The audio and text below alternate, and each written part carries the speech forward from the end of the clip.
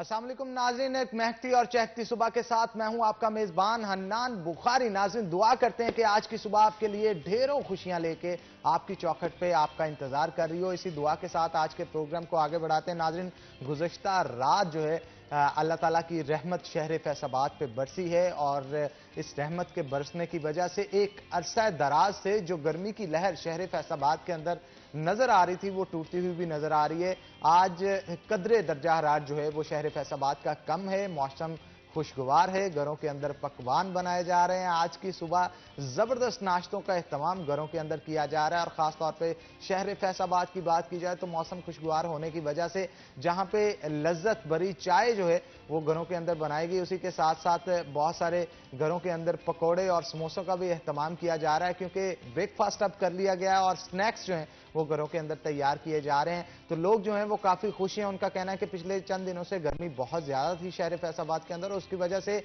जो बड़ी उम्र के बुजुर्ग शहरी थे वो भी काफी परेशान थे और ऐसे लोग जो कि जॉब और मुलाजमत वगैरह पे जाते थे उनको भी रास्ता जो लगता था वो काफी कठिन लगता था। तो रास्ता कठिन लगने की वजह यह भी थी कि गर्मी बहुत ज्यादा थी, चाहे वो ट्रैफिक सिग्नल्स पे खड़े होते थे या सफर के दौरान चलने वाली लू जो है उससे बुरा हाल उनका होता था। तो आज मौसम खुशगवार है तो शहरियों की कसीर तादाद जो होगी आज मौसम से लुत्फानंदोज होगी। लेकिन दूसरी जानब अगर देखा जाए तो नाज़रीन, गवर्नमेंट की तरफ से, इमरान खान की तरफ से बुलंदोबाला दावे किए जाते थे और ये कहा जाता था कि 1 बिलियन ट्रीज जो हैं वो प्लांट किए जाएंगे। तो एक मुहिम भी क्लीन एंड ग्रीन मुहिम के नाम से पाकिस्तान की चलाई गई जिसके अंदर DGPH समेत दीगर अदारे जो हैं उन्होंने काफी मुतहरक हुए और प्लांट्स लगाने की कोशिश की। लेकिन अब भी जब देखा जाता है शहर फैसाबाद के अंदर के कितनी नई प्लांटेशन है जो कि शहर के अंदर की गई है तो ना होने के बराबर नजर आते हैं, क्योंकि जो प्लांट्स लगाए गए हैं वो लगाए तो गए हैं लेकिन बहुत कम है तादाद में। उतने प्लांट्स नहीं लगाएंगे जितने के लगाने चाहिए थे और प्लांट्स ना होने की वजह से ऑक्सीजन की कमी फिजा के अंदर दिन ब दिन होती चली जा रही है, कार्बन डाइऑक्साइड बढ़ती चली जा रही है, पॉल्यूशन लेवल जो है वो शहर फैसाबाद का वो भी बढ़ता चला जा रहा है। गुज़श्ता दिनों के अंदर एक रिपोर्ट भी शाया हुई थी जिसके मुताबिक फैसाबाद जो है वो पाकिस्तान का सबसे ज्यादा एयर पोल्यूशन के लिहाज से गंदा तरीन शहर है और अगर वर्ल्ड वाइड देखा जाए तो तीसरे नंबर पे आ रहा था। तो ये एक लम्हा फिक्रिया है हमारे लिए और बतौर शहरी, और इसके साथ साथ हमारा महकमा माहौलिया जो है वो कहीं पे भी नजर नहीं आता क्योंकि चिमनियों के ऊपर से धुआं उड़ रहा है, चाहे वो फैक्ट्रियां हों, भट्टे हों। भट्टों के अंदर कहा जाता था कि जिगजैग टेक्नोलॉजी का इस्तेमाल करने के बाद वहां पे नए भट्टे लगाए जाएंगे, नई टेक्नोलॉजी का इस्तेमाल किया जाएगा जिससे फिजा के अंदर आलूदगी जो है उसको कम किया जाएगा। लेकिन बहुत सारे भट्टे अब भी ऐसे हैं जो कि जिगजैग टेक्नोलॉजी के बगैर ही काम कर रहे हैं और बहुत सारी फैक्ट्रियां ऐसी हैं जिनकी चिमनियों से उठता हुआ धुआं फिजा को आलूदा कर रहा है। अब बहुत सारी टीमों की जानिब से छापे भी मारे गए फैक्ट्रियों के अंदर। अब सिलसिला कार उनका तरीका वारदात ये होता है कि जो फिल्टर्स लगाए जाते हैं चिमनियों के अंदर, उन फिल्टर्स को चलाने के लिए इलेक्ट्रिसिटी जो है उसकी जरूरत होती है। तो जब कोई टीम छापा मारने आती है उसे चला दिया जाता है और एग्जॉस्ट चला दिए जाते हैं और जब वो टीम चले जाती है एग्जॉस्ट को बंद कर दिया जाता है, फिल्टर्स जो हैं उनका इस्तेमाल नहीं किया जाता। तो एक मुकर्रर वक्त पे जो फिल्टर चेंज करना होता है चिमनियों का वो भी नहीं चेंज किया जाता, जिसकी वजह से अल्टीमेटली जितना भी धुआं होता है वो फिजा के अंदर जाता है और एयर पोल्यूशन जो है उसको बनाए रखता है। और अगर खास तौर पे देखा जाए तो लॉकडाउन के बाद जो है वो फिजा काफी हद तक पाक हुई है। उसकी वजह यह बताई जाती थी कि अगर छत से खड़े होकर विजिबिलिटी चेक की जाए तो विजिबिलिटी जो है तकरीबन 800 मीटर या 1000 मीटर तक रह जाती थी या इससे कम या इससे ज्यादा भी समटाइम हो जाती थी। तो एयर पोल्यूशन का काफी जो है वो अमल दखल इस चीज के अंदर होता था। तो आज एयर पोल्यूशन के हवाले से और क्लीन एंड ग्रीन मुहिम के हवाले से हमने गुफ्तगू करने के लिए बिलाल डोगर को दावत दे रखी है शो के अंदर, एंकर पर्सन है 41 के। तो बिलाल, क्या कहेंगे आप, जो बुलंदो बाला दावे किए जाते थे इतने ट्रीज लगा दिए जाएंगे, क्लीन एंड ग्रीन मुहिम स्टार्ट है, पाकिस्तान को हरा भरा कर दिया जाएगा, जंग नहीं लड़ी जाएगी, प्लांटेशन की जाएगी, ये किया जाएगा, वो किया जाएगा। नॉर्दर्न एरियाज में बनिस्बत इसके अब भी देखा जा रहा है कि बहुत सारे फॉरेस्ट हैं उनको डिफॉरेस्ट किया जा रहा है, कटिंग की जा रही है, नई प्लांटेशन उस तरीके से नहीं की जा रही जैसी करनी चाहिए थी। हमारे पहाड़ जो कि सरसब्जो शादाब नजर आते थे हर वक्त, वो भी अब कहीं कहीं से खाकी नजर आना शुरू हो गए हैं। तो क्या कहेंगे इस हवाले से? हनान, बहुत ही अहम टॉपिक है। अगर मैं यहाँ से आगाज़ करूँ कि पूरी दुनिया के अंदर क्लाइमेट चेंज के ऊपर बहुत ही सख्त इकदाम लिए जाते हैं। लोग एहतजाज करते हैं क्लाइमेट चेंज पे, हमें हमारी आवाम को इतना शऊर नहीं है कि क्लाइमेट चेंज हमारा बहुत बड़ा खतरा आने वाले दिनों में बन सकती है। और हमारी गवर्नमेंट की सीरियसनेस, सिर्फ इतना बता दूं, अभी मैं खुद आपको जिक्र इनके फवाद चौधरी के बयान से हम थोड़ा सा लिंक करते, ताकि मैं लिंक करके इधर को चलूंगा। फवाद चौधरी साहब ने कहा 6 माह में अगर हमारी कारकर्दगी बेहतर ना हुई तो बहुत बुरे हालात होंगे। यही राजा रियाज साहब ने कल अहमद मीर के प्रोग्राम के अंदर कहा कि अगर गवर्नमेंट ने हमें एक नाअहमियत दी तो बहुत बुरे हालात होंगे। यानी कि गवर्नमेंट के अपने लोग बता रहे हैं कि हम यू टर्न के माहिर थी हमारी गवर्नमेंट, और वो है। आप कोई ऐसा फैसला बता दें, कोई एक सिंगल फैसला बता दें जिसके अंदर इमरान खान या इमरान खान की तब्दीली सरकार अपने पॉइंट ऑफ व्यू से, जो अपना जो मोमेंटम था या मोटिव था, उससे पीछे ना हटी हो। हर एक से हटी है। अब जो क्लीन एंड ग्रीन फैसलाबाद या पाकिस्तान की मुहिम की बात करते हैं, मैं फैसलाबाद के अंदर सिर्फ एक आपको बता देता हूं, पंजाब के अंदर लेते हैं। वो सूबाई बजट आया, मैंने पूरा क्लियरली बजट देखा है। Women development, local government, labour, each and everything के लिए, इवन के life stock, wild life, fisheries, forestry, सबके लिए बजट मुख्तस है। सिर्फ और सिर्फ बजट किसके लिए मुख्तस नहीं है, वो है हॉर्टिकल्चर। क्या हमारा हॉर्टिकल्चर, यानी कि मैं कहता हूं गवर्नमेंट की आप सीरियसनेस देखें कि हमारी किस हद तक नाअहली है कि हम हॉर्टिकल्चर के नारे मारते रहे हैं। हम क्लीन एंड ग्रीन पाकिस्तान के नारे मारते रहे हैं, क्लीन एंड ग्रीन पंजाब, साफ सुथरा पंजाब के नारे लगाते रहे, और बजट ही और हमने बजट के अंदर जिक्र ही नहीं किया हॉर्टिकल्चर का।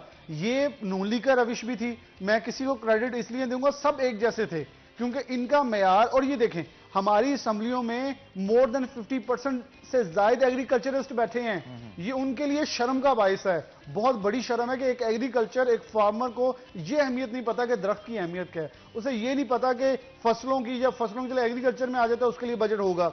हॉर्टिकल्चर के अंदर आपके पार्क्स आते हैं, आपकी ग्रीन बेल्ट आती है। आप सिर्फ मुझे ये बता दें, आपकी जिला काउंसिल वाली सड़क है जो डीसी ऑफिस वाली, आरपी ऑफिस वाली, सीपीओ ऑफिस वाली, जिसके ऊपर ये सारे ऑफिस दफातर आते हैं, जिला कचहरी आती है, उसकी अंदर जो आपने सीमेंट भरा है, अगर वहां पौधे लगा दें तो क्या तकलीफ होती है? वहां हरा भरा हो जाएगा, वहां पौधे लग जाएंगे। कोनों का एक ऐसा पौधा है जो कि अच्छी खासी छांव कर देता है। आपकी रोड्स के अंदर टेम्परेचर, आपकी जरा यूनिवर्सिटी लें, उधर टेम्परेचर क्यों मेंटेन है? आप कहते हैं हमेशा उसका टेम्परेचर फैसलाबाद के दीगर टेम्परेचर से 3 से 4 डिग्री बिलो होता है। क्यों होता है? क्योंकि वहां दरख्त ज्यादा है। उन्होंने उसकी किया। हमारे पास खुद एग्जांपल्स है, अयूब सज का टेम्परेचर डाउन होता है, आपकी ठंडी हुई रोड का टेम्परेचर डाउन होता है। क्यों? जहां दरख्त हैं वहां टेम्परेचर डाउन रहेगा। अच्छा, बनिस्बत इसके अगर देखा जाए तो हमारा महकमा माहौलियात क्या कर रहा है? शहर के अंदर आलूदगी बढ़ी है और उनके सामने बढ़ी है, लेकिन वो कुछ नहीं कर पाते, उसको रोक नहीं पाते, उसको खत्म नहीं कर पाते। और इवन जितनी भी चिमनियां चल रही हैं, फैक्ट्रियां चल रही हैं, उनके अंदर से धुआं निकल रहा है। उनको निशानदेही बार सिटी 41 ने की है, और इवन फैक्ट्रियों के नाम, फैक्ट्रियों की जगह और लोकेशन भी बताई गई है। बहुत सारे एज लाइव मैंने किए हैं, आपने किए हैं, बहुत सारे रिपोर्टर्स और ने किए हैं, भट्टों के हवाले से निशानदेही की है। आखिर ये महकमा माहौलियात के अफसरान जो हैं वो सिर्फ और सिर्फ बैठ के अपनी तनख्वाहें खाने के लिए आए हैं? हनान, इसके लिए मैं उन्हें डिफाइन नहीं करूंगा, लेकिन एक छोटा सा आपको एग्जांपल दूंगा। वो थोड़े दिन पहले जो आतिशज़दगी हुई एक फैक्ट्री के अंदर, जो कि ऑयल रिफाइनरी थी, जल के खाकसर होगी, 6 लोग मर गए। महकमा माहौलियात की टीम के साथ रमजान भाई ने वहाँ विजिट किया तो उन्होंने दरवाज़ा नहीं खोला। सबसे पहले फिर क्वेश्चन उन मेंबरान असम्बली पे आता है जो असम्बलियों में बेसिकली जाते हैं फॉर लॉ मेकिंग, लेकिन क्या कोई हमारा कानून इतना मजबूत है कि महकमा माहौलियात के लिए 1.5 से 2 अरब की फैक्ट्री का गेट खुल सके? उसके गेट पे खड़ा जो गनमैन है उसकी तनख्वाह उससे ज्यादा है, उसकी मैनेजर की तनख्वाह उससे ज्यादा है, तो वो गेट कैसे खोलेगा? वो तो खुद अंदर बदमाशी फैला के बैठे हैं, वो इनके लिए गेट नहीं खोलते।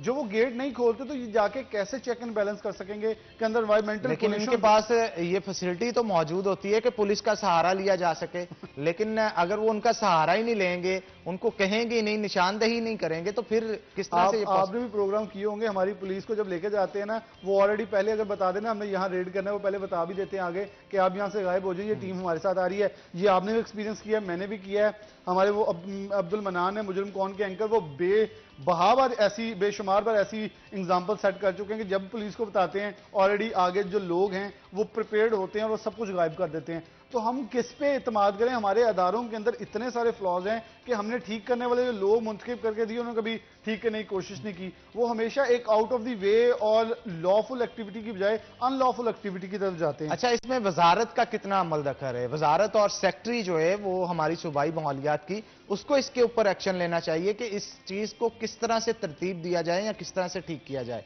वो ही जब इंटरेस्ट नहीं लेंगे तो उनका महकमा किस तरह से लेगा? मेरे ख्याल में ये हनान आपका पॉइंट बहुत वैलिड है कि डीओ माहौलियात को नहीं जाना चाहिए। वो एक लेटर लिखे फैसलाबाद के मुख्तलिफ इलाकों के अंदर एक रेड प्लान की जाए जिसके अंदर सेक्रेटरी माहौलियात आ जाए, या चले एटलीस्ट कोई उससे नीचे छोटा अफसर आ जाए, लेकिन वो आ जाए, वजीर आ जाए कोई। वो जब रेड करेगा एटलीस्ट पुलिस को 2 डाले तो साथ आ जाएंगे ना, और वहां रेड हो जाएगा, थोड़ा सा एक्शन हो जाएगा। लेकिन फिर वही प्रॉब्लम है कि लोग जिन्होंने ये अनलॉफुल एक्टिविटी करनी होती है वो ऑलरेडी इन सब के लिंक्स निकाल के बैठे होते हैं। किसने पहुंचना है, हमने ये पकड़वाना है, फिर फोन करके इसे डीसील करवाना है। वो फैक्ट्री 2 हफ्ते लगवा के रमजान मिर्जा ने सील करवाई है और 1 हफ्ते बाद वो डीसील हो गई है। यानी कि इतने बाअसर लोग हैं कि मैंने एक दिन डीसी मोहम्मद अली साहब के पास बैठे थे, एक मिल वाले कोई साइन करवाने आए थे फॉर गैस रिफाइनरी की उन्होंने लगानी थी, कोई चीज प्लांट लगाना था। उनका इजाजत नहीं दूंगा क्योंकि जब आपने यहां से टर्न करना है तो कहते हैं कंटेनर 45 फुट का होता है। वो कहते हैं आप तो 90 फुट का कंटेनर भी ले आते हैं, आपने शो 45 का करना है,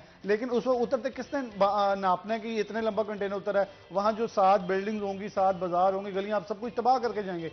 अगर खुदा ना खास्ता कोई ऐसी अनहोनी हादसा या वाकया हो जाता है फिर तो कोई जिम्मेदारी नहीं, वहां फायर ब्रिगेड नहीं पहुंच सकती। यही फैक्ट्री का यही हाल था कि यहाँ फायर ब्रिगेड को पहुंचते बहुत टाइम लगा है।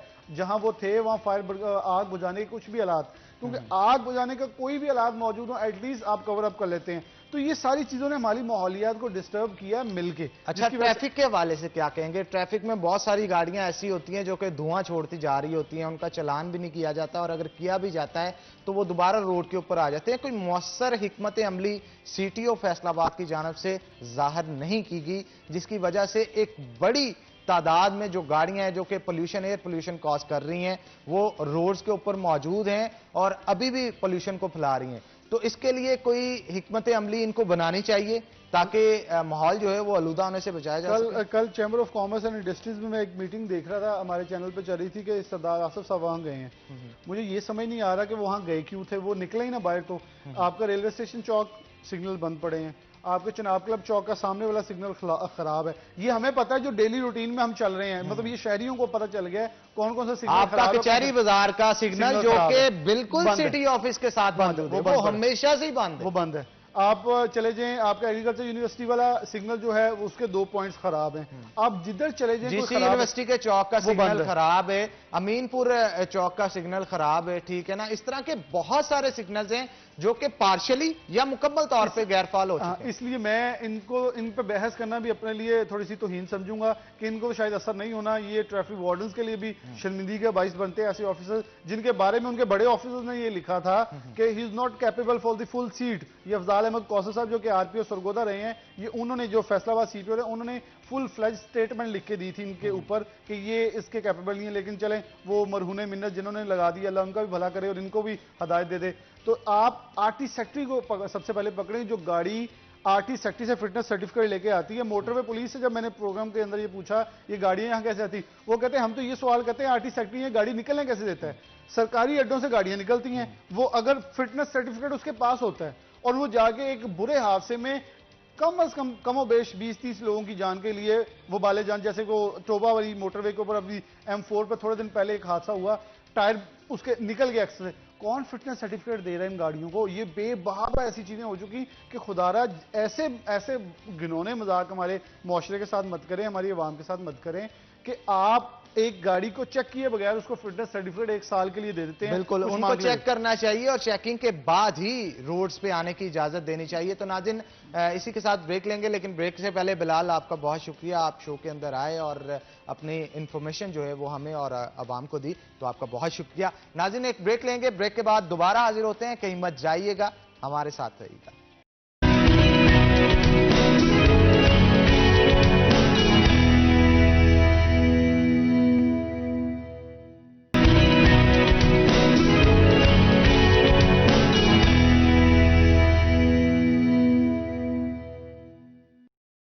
वेलकम बैक नाज़रीन। ब्रेक के बाद हमें ज्वाइन किया है जहांगीर अशरफ ने, जो कि सिटी 41 के सीनियर रिपोर्टर हैं और एजुकेशन की बीट को हैंडल करते हैं। वेलकम करते हैं जहांगीर आपको शो के अंदर। और उनके साथ साथ हमारे साथ डॉक्टर मोहम्मद जुबैर शाह मौजूद हैं, जो कि रीजनल डायरेक्टर हैं अल्लामा इकबाल ओपन यूनिवर्सिटी के। तो आपको भी सर वेलकम करते हैं शो के अंदर। तो पहले मैं चाहूंगा डॉक्टर मोहम्मद जुबैर की तरफ चलूं, क्योंकि मौजूदा सूरत हाल के अंदर ये कहा गया है गवर्नमेंट की तरफ से इम्तिहानात जो हैं वो स्टूडेंट्स के लिए जाएंगे, और ये वाहिद यूनिवर्सिटी है जो कि 9th 10th और एफएससी समेत जो दीगर डिग्रीज हैं वो इनके जरिए दी जाती हैं। तो इनके स्टूडेंट्स का क्या सूरत हाल है, कौन सी शिकायत हैं जो कि इनको मसूल हो रही हैं, और क्या लाहे अमल होगा अल्लामा इकबाल ओपन यूनिवर्सिटी की जानब से इम्तिहानात को कंडक्ट करने के हवाले से, इन्हीं की जुबानी जानते हैं। जी सर, क्या कहेंगे आप कि 9th 10th और इसके साथ साथ एफएससी के जो स्टूडेंट्स हैं उनको किस तरह से इम्तिहानात लिया जाएगा, क्या लाहे अमल क्या इख्तियार किया गया है आपकी बहुत शुक्रिया। सबसे तो पहले मैं आप तमाम दोस्तों का ख़ासतौर पे सिटी 41 में जो आप स्पेशल दूसरी दफ़ा मुझे आपने बुलाया, इस पर शुक्रिया अदा करता हूँ। इससे ये भी बात जाहिर होती है कि आपका चैनल कितना लोगों के अंदर पॉपुलर है और कितनी ज़्यादा इंफॉर्मेशन पहुँचाने की वो कोशिश करता है। इसमें मोहतरम हमारे दो एस्पेक्ट हैं। FA और मैट्रिक का रिज़ल्ट अनाउंस कर दिया गया है on the basis of their assessment. Exams नहीं लिया गया, क्योंकि यही डिसीजन बोर्ड्स की कमेटी ने भी किया था। उसी की बुनियाद पे BA को भी अब प्रोसेस में है, बगैर एग्ज़ाम्स के जिन बच्चों ने असाइनमेंट्स जमा करवाई थी उसकी बुनियाद पे उनके रिजल्ट्स इंशाल्लाह डिक्लेयर कर दिए जाएंगे। और इसमें ख़ास तौर पे वो तलबा जो अपीयर और रीअपीयर की कैटेगरी में आते थे वो भी इंशाल्लाह ताला उसी फार्मूले के तहत पास कर दिए जाएंगे। अब हमारा एक बहुत बड़ा एस्पेक्ट जो था वो पूरे पाकिस्तान के लिए एक चैलेंज बना हुआ था, क्योंकि HEC ने कहा था कि BS प्रोग्राम्स और MA प्रोग्राम्स को आप विदाउट एग्ज़ाम्स प्रमोट नहीं कर सकते। और आप अच्छी तरह जानते हैं जो कोविड-19 की सूरत हाल है, जिसकी वजह से तमाम ज़िंदगी एक दफ़ा पैरालाइज हुई है और अब दोबारा आहिस्ता आहिस्ता तमाम अदारे खुलने शुरू हुए हैं, लेकिन रिस्क पे, खासकर बच्चों की सेहत पे रिस्क पे गवर्नमेंट लेने को तैयार नहीं है। तो HEC ने कहा कि यूनिवर्सिटीज़ खुद डिसाइड करेंगी।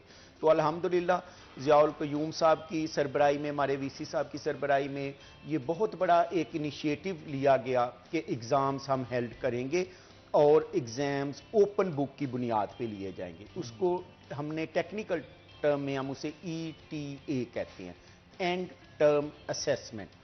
27 जून से तमाम तलबा वेबसाइट्स पे अपने सब्जेक्ट्स के पेपर देख सकते हैं। फ़र्ज़ करें एक तालिब इल्म है, उसके 6 सब्जेक्ट हैं, उसके 6 सब्जेक्ट्स के पेपर मौजूद होंगे, उसकी रोल नंबर स्लिप वहाँ पे मौजूद होगी यूनिवर्सिटी वेबसाइट पे। वो पेपर की शक्ल में, असाइनमेंट की शक्ल में वो पेपर मुकम्मल करके हमें रीजनल ऑफिस में पोस्ट कर देगा, और इसकी लास्ट डेट 20 जुलाई रखी गई है। 20 जुलाई तक यहाँ पे पहुँच जाने चाहिए रीजनल ऑफिस अल्लामा इकबाल ओपन यूनिवर्सिटी फैसलाबाद में, या जो मुख्तलिफ रीजन के तलबा सुन रहे हैं अपने अपने रीजन में। इसमें 2-3 बातें जो मैं आपके रेफरेंस को इस्तेमाल करते हुए तलबा के साथ शेयर करना चाहूँगा कि नंबर 1, इसके ऊपर हर असाइनमेंट के ऊपर या एंड टर्म असेसमेंट वाले पेपर के ऊपर आपने 3 परत लगाने हैं, जैसे आप असाइनमेंट के ऊपर लगाते होते हैं। नंबर 2, बहुत सख्ती से हमारा ये डिसीजन इन प्रिंसिपल किया गया है कि तालिब इल्म की जैसे ही ये एंड टर्म असेसमेंट वाले पेपर हमारे पास सॉल्व पहुंचेंगे तो रीजनल कैंपस इंश्योर करेंगे कि क्या एक ही तालिब इल्म की हैंड राइटिंग में ये मौजूद है। अगर मौजूद नहीं होंगे तो वो तालिब इल्म फेल डिक्लेयर कर दिया जाएगा at the spot without considering any other aspect के बस ठीक है इसने नकल की है तो ये डिजर्व नहीं करता। दूसरा, अगर वो कहीं से बुक से मुसलसल चीटिंग करके लिख देता है मुसलसल, तो भी वो फेल डिक्लेयर कर दिया जाएगा। तीसरा, अगर कहीं भी चेकिंग के दौरान ये देखा गया कि तालिब इल्म A की तालिब इल्म B के साथ मिल रही है तो उस सूरत में भी उनको फेल कर दिया जाएगा। यानी तो ये वो एक्सपेक्ट्स हैं जिनका ख्याल रखना चाहिए स्टूडेंट्स को, ताकि उनको फेल डिक्लेयर ना कर दिया जाए और मेहनत जाएगा जाएगी। जी, ये बिल्कुल आपने दुरुस्त कहा कि ये बहुत बड़ा एक इनिशिएटिव लिया गया है। पाकिस्तान की किसी और यूनिवर्सिटी ने अभी एग्जाम्स वाले एस्पेक्ट पे नहीं गई, ऑनलाइन क्लासेस पे चली गई है। दूसरा जो मैं अपने स्टूडेंट्स को बड़ा पैगाम देना चाहता हूं, क्योंकि हमारा फोकस वो लोग थे जो डिप्राइव्ड एरिया के अंदर होते हैं, डिप्राइव्ड सेक्टर के अंदर, सोसाइटी के अंदर होते हैं, या इन जॉब होते हैं, तो उनके लिए हमारी वर्कशॉप अटेंड करना बहुत मुश्किल होता था कि जी हम जॉब से निकल के कैसे आके वर्कशॉप इवनिंग में अटेंड करें। तो इसमें ज़ियाउल क़य्यूम साहब ने एक बड़ा इनिशिएटिव लिया। उन्होंने कहा कि पूरा पाकिस्तान अगर बंद है और हम डिस्टेंस एजुकेशन पे बिलीव करते हैं, तो फिर हम किस तरह बंद हो सकते हैं, तो why not we should shift over to online workshop. अब इसके मॉड्यूल के ऊपर काम हो रहा है। इंशाल्लाह जुलाई के फर्स्ट वीक में मैं तमाम तलबा को फिर ये बात रिपीट करना चाहता हूँ, ताकि वो इस बात को बड़ा कॉन्शियसली सुन लें कि जुलाई के फर्स्ट वीक में इंशाल्लाह ताला ऑनलाइन वर्कशॉप शुरू हो जाएंगी, और इसमें उनको बाकायदा हर तरीके से रीजनल ऑफिस फैसिलिटेट करने के लिए तैयार है। वो अपने मोबाइल ऐप्स की शक्ल में, अपने कंप्यूटर की शक्ल में वो वर्कशॉप्स को अटेंड कर सकते हैं और उसमें अपनी अटेंडेंस को यकीनी बनाएं। और इस तरह वो जो कोविड-19 ने एक एजुकेशन के को रोकने की कोशिश की थी पाकिस्तान के सिनेरियो में, अल्हम्दुलिल्लाह हम उस टैबूज को तोड़ के हमने उस एजुकेशन के प्रोसेस को चलाना शुरू कर। अच्छा सर, यहाँ पे एक मैं गुफ्तगू करना चाहूँगा इस हवाले से कि बहुत सारे स्टूडेंट्स हैं जिनको इंटरनेट का प्रॉब्लम होता है, बहुत सारे लोग गांव में मौजूद होते हैं और अभी भी पाकिस्तान के हज़ारों इलाके ऐसे हैं जहाँ पे इंटरनेट मौजूद नहीं है। तो वहाँ पे जो स्टूडेंट्स मौजूद हैं वो क्लास नहीं अटेंड पाएगा या हाजिरी को यकीनी नहीं बना पाएगा, उसके लिए क्या लाहे अमल तैयार किया गया है? और इसके साथ साथ ये भी बताएं कि गवर्नमेंट की तरफ से कोई इनिशिएटिव इंटरनेट के हवाले से लिया गया है कि नहीं, क्योंकि बहुत सारे स्टूडेंट्स ऐसे हैं जो कि इंटरनेट बकेट्स करवाने के लिए भी पैसे उनके पास मौजूद नहीं है। तो इसको किस तरह से टैकल किया जाएगा? ये इसको हमने दो एस्पेक्ट में टैकल करने की कोशिश कर रहे हैं। एक तो एस्पेक्ट ये है कि लाइव स्ट्रीमिंग, तो जिस तरह आपने फरमाया कि लाइव स्ट्रीमिंग के लिए इंटरनेट बंडल ज़्यादा चाहिए होता है, नेट कनेक्टिविटी बेहतर होनी चाहिए, तो ऐसे एरियाज, हार्ड एरियाज जिनको हम अमूमन कहते हैं, तो उनके लिए रिकॉर्डिंग की सूरत में ये मौजूद होगा।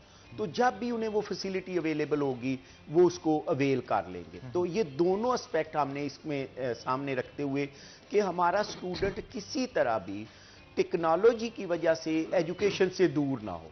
और फिर इसको हम इस तरह भी इंशाल्लाह डेवलप कर रहे हैं कि मोबाइल ऐप डेवलप कर दी जाएगी और वो बच्चा या बच्ची किसी जगह पे भी मौजूद हो और वो 3G 4G के नेटवर्क के जरिए वो आसानी से घर बैठे वर्कशॉप को या नॉलेज को अपना शेयर कर सकती है।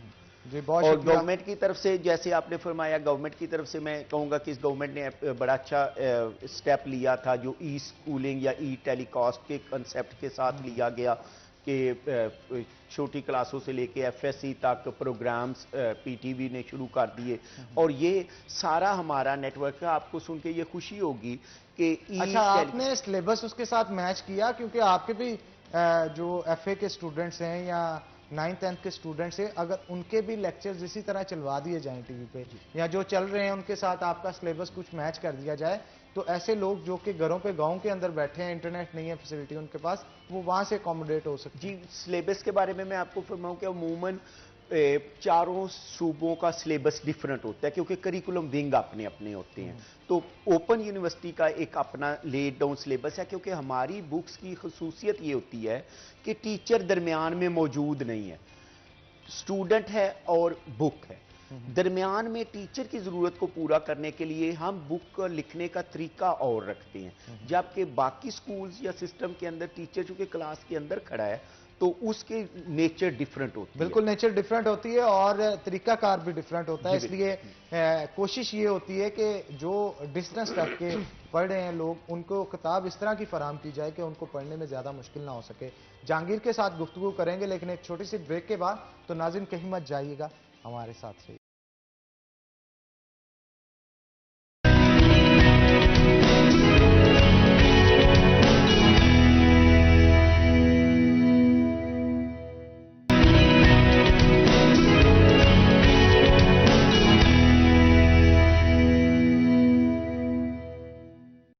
वेलकम बैक नाज़रीन। ब्रेक पे जाने से पहले हमारे साथ डॉक्टर जुबैर साहब मौजूद थे और उनसे गुफ्तगू सोशल डिस्टेंसिंग के हवाले से और इसके साथ साथ सोशल एजुकेशन के हवाले से जो डिस्टेंस पे रख के कर रहे थे उसके हवाले से बता रहे थे कि कौन सी प्रॉब्लम्स है जो कि फेस करनी पड़ी हैं और इसके साथ साथ कौन से मसाइल हैं जिनसे दो चार हैं लेकिन उनको हल किया जा रहा है। हमारे साथ जहांगीर पर मौजूद हैं, जहांगीर से भी पूछेंगे। जहांगीर, क्या कहेंगे आप, अल्लामा इकबाल ओपन यूनिवर्सिटी में जितने भी स्टूडेंट्स इस वक्त पढ़ रहे हैं उनके अंदर तशवीश का इजहार भी किया जा रहा है उनकी जान से। उनका कहना है कि जो इंटरनेट पे क्लासेस देने का कहा जा रहा है, इंटरनेट बहुत सारे इलाकों में मौजूद नहीं है। जैसा कि इनकी जान से भी बताया गया कि रिकॉर्ड किया जाएगा उनको और रिकॉर्डिंग्स जो वहाँ पे सबक दिया जाएगा उसकी रिकॉर्डिंग्स मौजूद होंगी। लेकिन इसके बावजूद जो अटेंडेंस का बताया गया इनकी तरफ से, वो अटेंडेंस अगर लेट लगती है तो उसमें तो कोई इश्यू नहीं आएगा। मतलब अगर एक शख्स एक दिन 5 क्लासें लेता है, 5 रिकॉर्डिंग्स एक दिन सुनता है, तो एक दिन में ही 5 अटेंडेंस लगाएगा। अच्छा हनान, जो अल्लामा इकबाल ओपन यूनिवर्सिटी है इसको शुरू दिन से ही ये मसला दरपेश है कि इसके स्टूडेंट्स को उतनी अहमियत नहीं दी जाती और इसी तरह से इसके जो स्टूडेंट्स हैं वो भी इतना सीरियस स्टूडेंट नहीं होते जिस तरह बाकी यूनिवर्सिटीज़ के जो स्टूडेंट्स हैं उनका सीरियसनेस का लेवल जो आता है वो ज़्यादा है, क्योंकि उन्हें पता है हमने क्लासेस अटेंड करनी है उनकी। यहाँ कंसेप्ट था वर्कशॉप का कि एक सेमेस्टर 6 माह का जो है, हम बाकी यूनिवर्सिटीज़ में तो रेगुलरली जाते हैं ना 6 माह, इनके एक सेमेस्टर अगर 6 माह का है तो उसमें आपने सिर्फ 15-20 दिन की वर्कशॉप अटेंड करनी है। यानी कि आप सिर्फ 6 माह की बजाय 10 से 15 दिन क्लासेस लेते हैं। तो उसका कंपैरिजन किसी भी और यूनिवर्सिटी के स्टूडेंट्स के साथ और उनके लेवल के साथ नहीं किया जा सकता और इसीलिए इनको माजी में काफ़ी इस तरह से मसाइल का भी सामना रहा। आहिस्ता आहिस्ता इम्प्रूवमेंट भी आ रही है, सख्तियाँ भी हो रही हैं। जैसे कि अभी असाइनमेंट पर बात हो रही थी कि वो आप मुख्तलिफ शॉप्स पर जाएं तो वहाँ पे लिखा होता है कि अल्लामा इकबाल ओपन यूनिवर्सिटी की लिखी लिखाई जो वर्कशॉप है और लिखी लिखाई असाइनमेंट्स है वो हमसे ख़रीदें। तो इसका मतलब है कि यहाँ पर शुरू से ही इनको बहुत ज़्यादा चैलेंजेस के सामना था। चूँकि इनका नाम ही फासलाती निज़ाम तालीम था तो वैसे कोरोना से इनको इतना ज़्यादा मुतासर नहीं होना चाहिए था, क्योंकि मुतासर तो सबसे ज़्यादा उसने होना था जो रेगुलर जा रहे हैं। इनका तो पहले ही 6 माह में सिर्फ 10 से 15 दिन का टाइम स्पैन होता था वर्कशॉप का।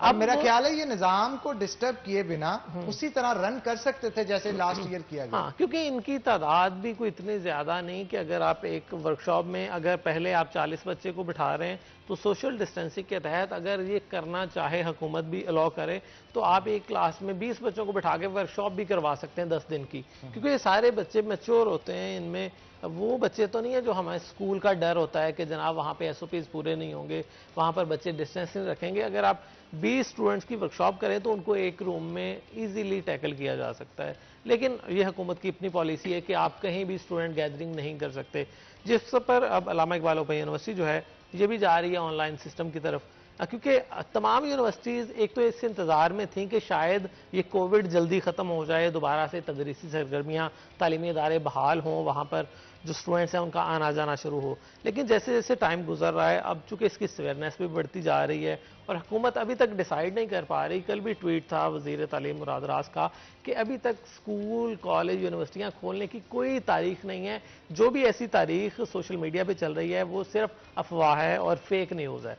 तो इसलिए अब सबकी कोशिश यही है कि ऑनलाइन सिस्टम में स्टूडेंट को इन्वॉल्व किया जाए। अब ओपन यूनिवर्सिटी ने भी यही किया है कि आपने तमाम स्टूडेंट्स की, जैसे अभी बता रहे थे कि जुलाई में उनकी ऑनलाइन वर्कशॉप शुरू कर दी हैं। तो ये चूँकि पहले भी इनकी अटेंडेंस वर्कशॉप के एंड पे ही कलेक्ट की जाती है तो इनके स्टूडेंट्स का इतना ज़्यादा अटेंडेंस का इशू नहीं होता जितना कि दूसरी यूनिवर्सिटीज़ में, क्योंकि वहाँ रोज़ आपकी अटेंडेंस अपलोड हो रही है। यहाँ कुछ ना कुछ गुंजाइश स्टूडेंट को मिल जाती है, अगर वो अपना पूरा वर्कशॉप अटेंड नहीं भी कर सकता कुछ दिन आए और कुछ ना कुछ उसको फैसिलिटेट कर दिया जाता है। ठीक है, मेन इनका जो पर्पस है वो असाइनमेंट्स है, वो पहले भी आप घर से बना के लाते हैं तो वो अब भी घर से ही बना के लानी है। तो इनकी जो डिस्टर्बेंस मैं समझता हूँ सबसे कम जो यूनिवर्सिटी डिस्टर्ब हुई है या होनी चाहिए थी वो अल्लामा इकबाल ओपन यूनिवर्सिटी थी, क्योंकि इनका उतना ज़्यादा कॉन्टेक्ट स्टूडेंट के साथ डायरेक्ट नहीं था। जैसे खुद भी बता रहे हैं कि हमारी बुक्स भी ऐसी हैं कि उसमें टीचर की ज़रूरत नहीं है, उसमें एलेबोरेट ज़्यादा किया जाता है। उसमें देखें बच्चों को आमतौर पर अगर मैट्रिक करते हैं तो उनको साल की बुक मिलती है कि 1 साल में आपने ये पढ़ना है। जो ओपन यूनिवर्सिटी के स्टूडेंट्स हैं इनको 6 माह की बुक मिलती है कि आपने हर सेमेस्टर में ये बुक पढ़नी है। तो डिफरेंस इनका काफ़ी ज़्यादा बाकी स्टूडेंट्स के कंपैरिजन। तो इनकी मैं समझता हूँ कि फैसिलिटेशन जो स्टूडेंट्स के लिए है वो बाकी यूनिवर्सिटी से ज़्यादा है। तो अभी अगर बात करें कि इन्होंने जो डिसीजन लिया है कि टेक होम टेस्ट का, कि आप घरों में बच्चों को एग्ज़ाम दे दिए, ये है तो बिल्कुल असेसमेंट की तरह का, असाइनमेंट की तरह का, लेकिन जैसे अब कुछ पाबंदियां बताएंगे वो काफ़ी खतरनाक हैं कि अगर उन बच्चे की 5 पेपर में राइटिंग मैच नहीं करी तो वो खुद को फेल ही समझे। इसका मतलब है कि आप वो किसी से नहीं करवा सकते। दूसरा पॉइंट ये कि अगर आपने बुक से एज इट इज़ लिख दिया, देखिए हर जगह पे पूरी दुनिया में कंसेप्चुअल स्टडी का कॉन्सेप्ट है कि आपने as it is copy paste नहीं करना। आप कंप्यूटर में देखें, आप थीसिस करें तो आपको कहते हैं कि आपका 19% से ज़ायद प्लेजरिज्म नहीं होना चाहिए, कि सेम जो आपने कॉपी पेस्ट कहीं से किसी की स्टेटमेंट कर ली है, कोई डेफिनेशन कर ली है, वो आपका 19% से ज़ायद कंटेंट नहीं होना चाहिए। तो इसी तरह से असाइनमेंट में इन्होंने अब रख दिया है, जो एग्ज़ाम ले रहे हैं ये, कि अगर एग्जाम में बच्चा एज इट इज़ कॉपी करेगा और पता चल जाएगा कि ये एज इट इज़ कॉपी किसी बुक से, क्योंकि मोस्टली इनकी बुक से ही बच्चों ने प्रिपरेशन करनी है, तो इनकी बुक्स ऑलरेडी इनके ट्यूटर्स के पास होती हैं जिन्होंने पेपर मार्क करने हैं। और तीसरी ये कंडीशन बताई कि अगर 2 बच्चों के पेपर मिलते हुए वो भी पकड़े जाएंगे।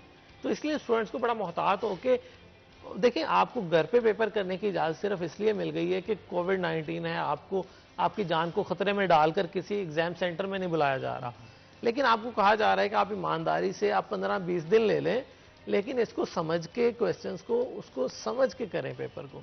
लेकिन अगर आपने वही किताब सामने रख के कॉपी पेस्ट कर दिया तो आपके फिर पास होने के चांसेस कम होते जाएंगे। बिल्कुल, जुबैर साहब भी कुछ कहना चाह रहे थे, मैं चाहता हूं कि अगर आप कुछ कहना चाहते हैं तो। सर मैं आपसे ये शेयर करना चाहूँ, जैसे आपने फरमाया कि हमारी यूनिवर्सिटी को रुकना नहीं चाहिए था क्योंकि ये डिस्टेंस एजुकेशन, तो अल्हम्दुलिल्लाह हम रुके नहीं। मैट्रिक का रिजल्ट और एफए का रिजल्ट वाहिद हम इदारा है जिन्होंने अनाउंस किया है, बाकी बोर्ड्स अभी से सितंबर या अक्टूबर में लेके जा रहे हैं। बीए का रिजल्ट इंशाल्लाह ताला हमारा विद इन वीक्स ये बिल्कुल तैयार है। कॉन्टीन्यूसली हमारा रीजनल कैंपस ओपन है। अब मैं ख़ास तौर पे आपके चैनल के ज़रिए अपने ट्यूटर्स को सैल्यूट पेश करूँगा कि कोविड-19 में जब एक्सट्रीम था मामला ये मूवमेंट का, उस दौरान भी बच्चों की असाइनमेंट उनके पास आई, उन्होंने चेक की और हमें रिजल्ट वक्त पे पहुंचाया। तो हमारा अल्हम्दुलिल्लाह प्रोसेस रुका नहीं। हाँ, जो एजुकेशनल एक्टिविटी थोड़ी सी रुकी उसका अल्टरनेटिव हमने ढूंढ लिया एग्जाम्स की शक्ल में, ईटीए की शक्ल में, और दूसरा हमने ये जो ट्यूटर्स वाला मामला था ये वर्कशॉप वाला ऑनलाइन कर दिया।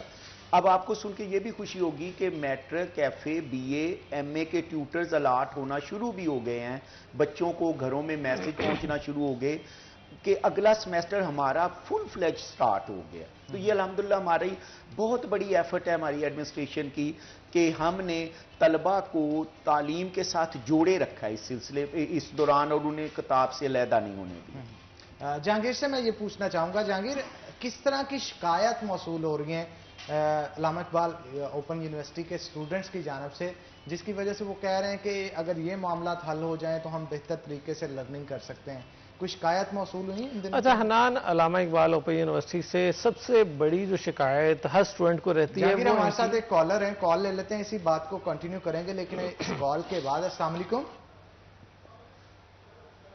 जी, कौन सा आप बात कर रहे हैं और कहां से?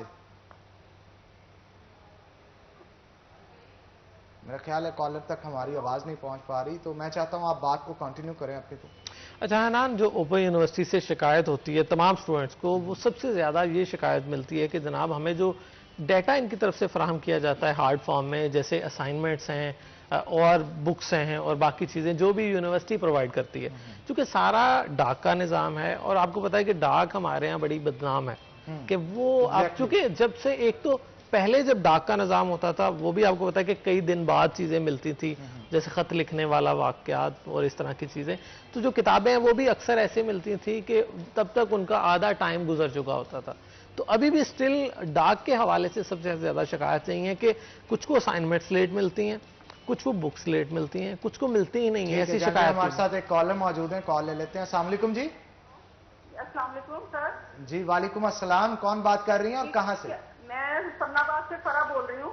जी फरा, पूछिए क्या पूछना चाहती हैं आप? जी सर, मैंने पूछना है कि बच्चों ने जो अभी एडमिशन करवाए थे ओपन यूनिवर्सिटी में, फर्स्ट सेमेस्टर होना था उनका, अभी हुए नहीं है पेपर, तो आप ये बताएं बच्चों को पास किया जाएगा या पेपर लिए जाएंगे उनसे? किस लेवल जी बहुत शुक्रिया आपके कॉल करने का। अच्छा, कॉल कट करने से पहले मैं ये जानना चाहता हूँ किस लेवल के पेपर हैं और किस लेवल के स्टूडेंट्स हैं, ताकि मैं जो हमारे साथ जुबैर साहब मौजूद हैं उनसे पूछ सकूं इस हवाले से। अच्छा, उनसे पता करें सर हम। स्टूडेंट्स ने किस क्लास के पेपर्स देने हैं, दाखिला मुझे, भिजवाया। उनकी क्लास कौन सी है ये बता दीजिए। सर वो बीए के पेपर दिए हैं, BA के। अभी एडमिशन लिया था ना, तो पेपर नहीं हुए, फर्स्ट सेमेस्टर है ये। जी बहुत शुक्रिया आपके कॉल करने का। टीवी ट्यून रखिएगा ताकि आपको जवाब मिल सके। जुबैर साहब क्या कहेंगे इस हनान साहब, जैसे मैंने आपसे पहले भी गुजारिश की कि अल्हम्दुलिल्लाह बीए पे भी हमने इन प्रिंसिपल डिसीजन ले लिया है कि कोविड-19 के मुताबिक एग्जाम्स नहीं हो सकते, तो असाइनमेंट्स की बुनियाद पे बच्चों को फार्मूला डेवलप करके तमाम तालिब इल्म को असाइनमेंट की बुनियाद पे मार्क्स दे के एग्जाम में पास कर दिया जाए। अच्छा, वो ये भी कह रहे हैं शायद कि फर्स्ट सेमेस्टर है, यहाँ अभी एडमिशन भेजा है, उसके लिए क्या है? अच्छा, जिनके अभी एडमिशन हो रहे हैं जिनके उनके अभी एडमिशन हुए हैं उनका इट डिपेंड्स के आगे गवर्नमेंट क्या डिसीजन लेती है। फर्ज करे गवर्नमेंट कहती है कि जी आप एग्जाम लेना शुरू करते, तो फिर ये तकरीबन जाके 2, 3, 4 माह के बाद ये प्रोसेस एग्जाम वाला शुरू होगा। मतलब अगर गवर्नमेंट कहती है 2-3 माह के अरसे के बाद कि इसको प्रॉपर वैसे ही स्टार्ट कर दिया जाए जैसे पहले था, तो एग्जाम ले लिए जाएंगे, नहीं तो इसको भी आगे बढ़ाया जा सकता है। तो हर तरह की पॉसिबिलिटी मौजूदा सूरत हाल के मद्देनजर जो है वो मौजूद है, तो उसको अवेल किया जाएगा। बहुत शुक्रिया जुबैर साहब, आप आज के शो के अंदर आए। जहांगीर अशरफ, आपका बहुत शुक्रिया, आपकी स्माइल का बहुत शुक्रिया। आप आते हैं यहाँ पे और अपने मुफीद मशवरे जो हैं हमें और हमारी ऑडियंस को देते हैं, तो आप दोनों का बहुत शुक्रिया। नाज़रीन, इसी के साथ ब्रेक लेंगे, लेकिन ब्रेक पे जाने से पहले बता दूं आपको कि इसके बाद किचन का सेगमेंट स्टार्ट हो जाएगा। लाइव कॉल कर सकते हैं शो के अंदर और जो भी रेसिपी पूछना चाहते हैं शेफ सलमान हमारे साथ मौजूद होंगे, उनसे पूछ सकते हैं। तो ब्रेक लेते हैं, ब्रेक के बाद दोबारा हाजिर होंगे। कहीं मत जाइएगा, हमारे साथ रहिएगा।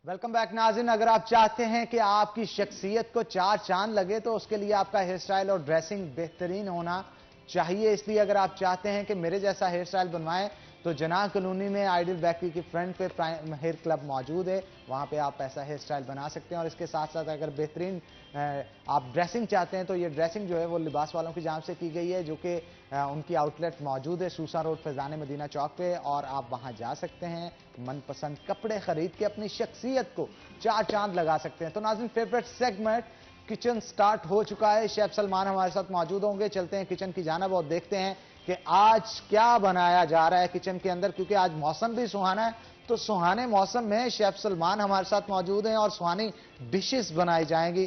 तो देखते हैं शेफ सलमान आज क्या बनाने जा रहे हैं। अस्सलाम वालेकुम शेफ। वालेकुम अस्सलाम। क्या बनाने जा रहे हैं शेफ सलमान आज? आज हम बनाएंगे क्रीमी जलफ्रेजी और आलमंड मिल्क। आलमंड मिल्क बनाया जाएगा जी और क्रीमी जलफ्रेजी बनाई जाएगी। तो मेरा तो सुन के ही मुंह में पानी आना शुरू हो गया है और मैं महसूस यूं कर रहा हूं जैसे बहुत जबरदस्त आज डिशेस जो हैं वो तैयार की जाएंगी। तो देखते हैं कि क्या तैयार करने जा रहे हैं और उसका रेसिपी उसकी क्या होगी, तरीकाकार क्या होगा।